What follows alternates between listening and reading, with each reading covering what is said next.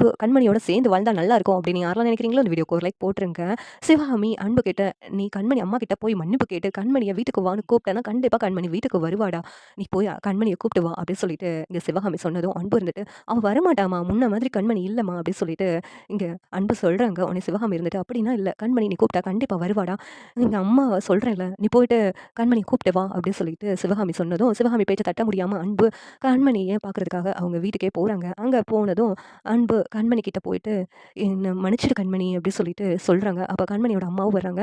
கண்மணியோட அம்மா கிட்டயும் அன்பு மன்னிப்பு கேட்கறாங்க. இந்த நேரத்துல கண்மணி எதுவும் பேசாம அமைதியா இருக்கிறாங்க. ஏன்னா, அன்பு ஏற்கனவே பல பிரச்சனையில இருக்கிறாங்க. இந்த நேரத்துல அன்பு கிட்ட எதுவும் பேச வேண்டாம் அப்படின்னு சொல்லிட்டு இங்க கண்மணி அமைதியா இருக்கிறாங்க.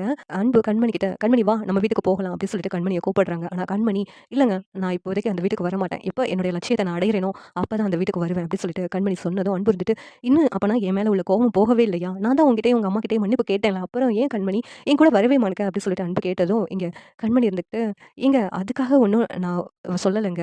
நான் எதுக்காக சொல்றேன்னு உங்களுக்கு புரியலையா? எந்த பணம், காசு என்கிட்ட இல்லன்னு சொல்லிட்டு, உங்க பாட்டி எங்க அம்மாவ எவ்வளவு கேவலமா நடத்துனாங்களோ, அந்த பணமும், காசும் சம்பாதிச்சுட்டு நான் வரேங்க. அப்பதானே நானும், எங்க அம்மா அந்த வீட்டுக்கு வந்தா எங்களுக்கு மரியாதை கிடைக்கும். அந்த பணம், காசு எங்க கிட்ட இல்லாததுனால தானே எங்களுக்கு யாருமே மரியாதை குடுக்க மாட்டுக்காங்க. அந்த பவி அவங்க வீட்ல யாராவது வந்தா, உங்க பாட்டி விழுந்து விழுந்து கவனிக்கிறாங்க. அவங்கள நல்லா பார்த்துக்கிடுறாங்க. ஆனா எங்க அம்மா வந்தாங்கன்னா, உங்க பாட்டி எங்க அம்மாவ திட்ட தானே செய்றாங்க. அதெல்லாம் போகணும்னா என்கிட்ட பணம் வரணும். அது வந்த பிறகு நான் அந்த வீட்டுக்கு வரேன்" அப்படி சொல்லிட்டு கண்மணி சொல்றாங்க. "அப்பன்னா இன்னும் என் மேல உள்ள கோவம் உனக்கு போகல அப்படித்தானே?" அப்படி சொல்லிட்டு அன்பு சொல்றாங்க. "இல்லங்க உங்க மேல எனக்கு கோவம் இல்ல. ஆனா என்னுடைய லட்சியத்த நான் அடைஞ்ச பிறகு அந்த வீட்டுக்கு வரேன்.